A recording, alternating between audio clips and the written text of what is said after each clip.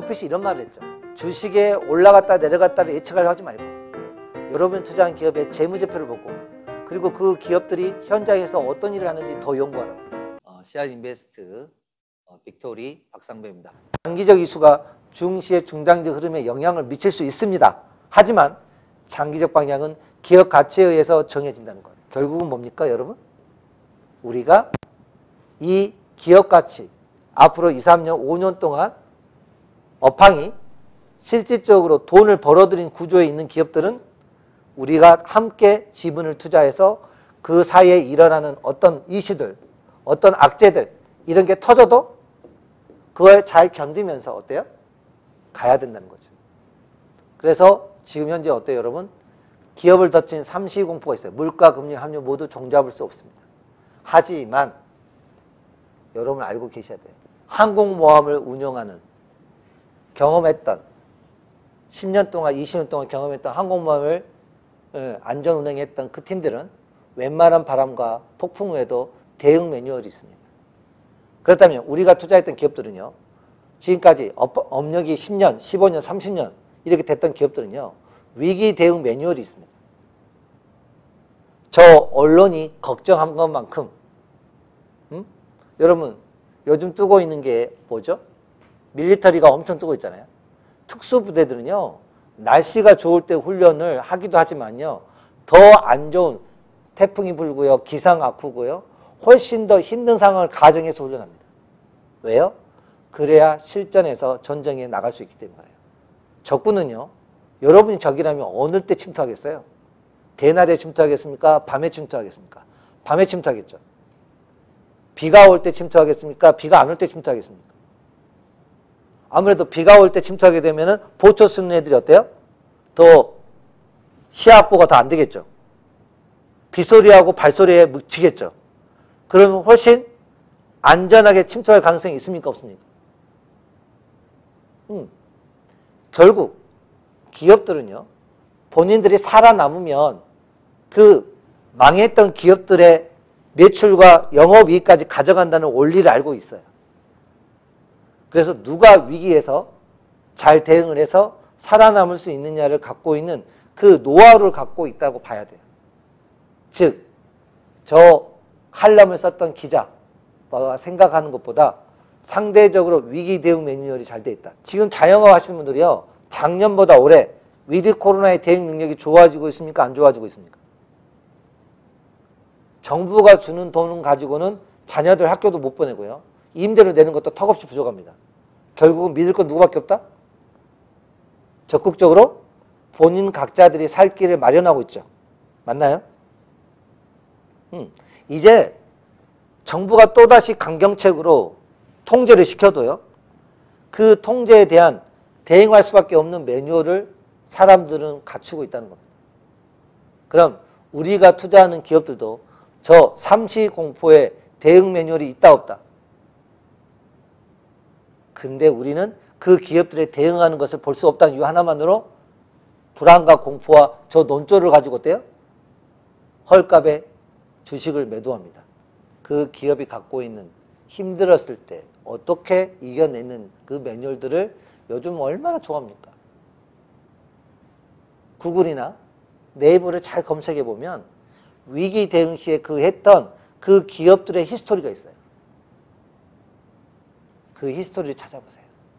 그러면 우리가 왜 2016년도에 세계올림픽대회에서 1등 났던 사람, 그리고 2018년도에 세계대회에서 1등 했던 사람, 그 사람이 2022년도에 국가대표가 됐을 때 기대를 많이 하는 이유가 뭐예요? 당연히 실전 경기 하다 보면 위기가 올 수 있지만 그가 세계 1위를 2번 제패했던 저력이 있기 때문에 강력한 금메달 후보라고 소개합니까? 안 합니까? 그런 것처럼 지금 여러분이 투자하는 빅토리 기업들은요. 그걸 이겨낼 가능성이 아주 높은 유전자를 갖고 있다는 겁니다.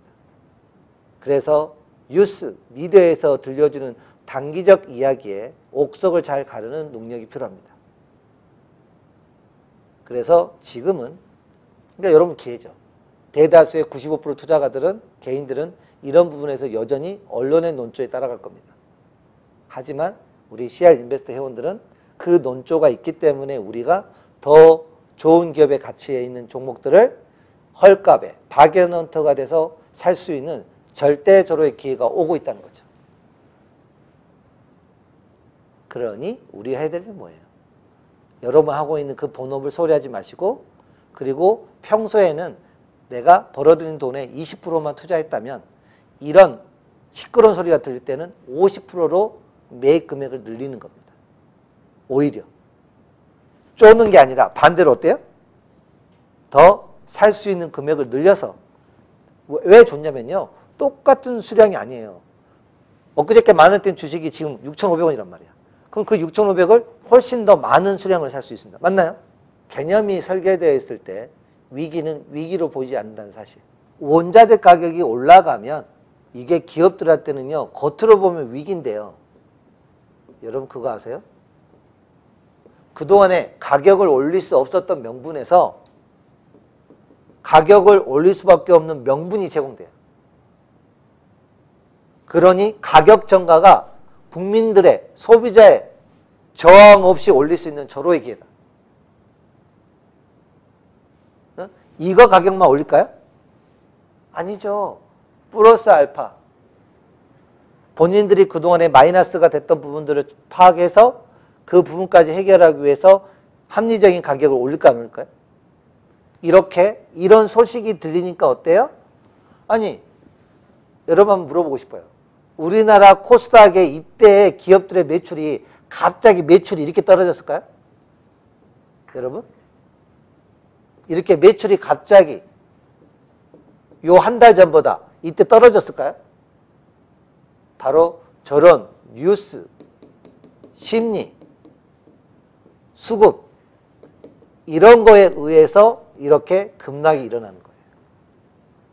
그렇다고 기업 가치가 떨어진 건 아니란 말이에요. 결국 이렇게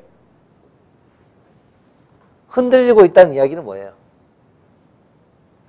이렇게 롤링이 일어난다는 이야기는 결국 파는 사람이 있다면 결국 누군가는 줍는 사람이 있다. understand?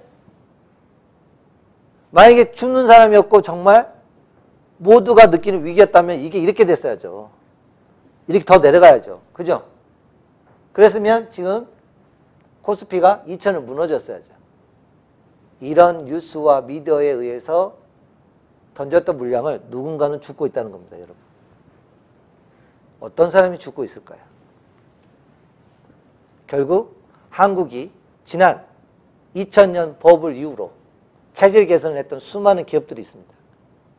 그리고 2010년도부터 4차 산업을 준비했던 그 기업들이 미래의 가치를 알고 있는 소수가 있을 거라는 거죠. 그 인원은 소수지만 자금은 절대 소수가 아닙니다. 그 메이저들이 한국이 앞으로 요즘 K컬처, K방역, K반도체, K조선 이런 것들이 지금 현재 이미 터져 있다는 걸 알고 있을 겁니다. 이제 K배터리. 근데 그런 것들이 다 대기업과 함께 협력되어 있는 파트너십을 갖고 있는 괜찮은 꽤 기업들이 한국에 있습니다. 그럼 그 기업들이 앞으로 2023년도, 2025년도, 2028년도 어떻게 될까요? 결국 주식시장은 선반영되기 때문에 여러분들이 알고 있으셔야 돼요. 어떤 걸? 위기일 때, 특히 오랜 기간 동안 이 박스권을 갖고 있었던 이 증시가 한국의 코스닥은 유일하게 전 세계에서 오랜 기간을 97년도 이후에 이렇게 생겼던 이게 한국의 증시는 이렇게 왔다리 갔다리 하면서 지금 코스닥은 이렇게 돼 있어요. 끊임없이 한국의 코스닥은 400에서 1000포인트 언저리에서 이렇게 오랜 기간을 무려 18년에서 20년 이상을 이런 어둠의 시기가 있었습니다.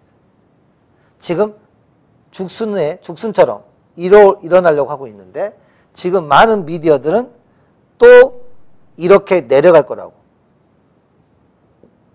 또 이렇게 내려갈 거라고 심리를 심어주고 있죠. 그런데 지금 현재 거래량은 엄청나게 이렇게 늘어나고 있다는 거죠.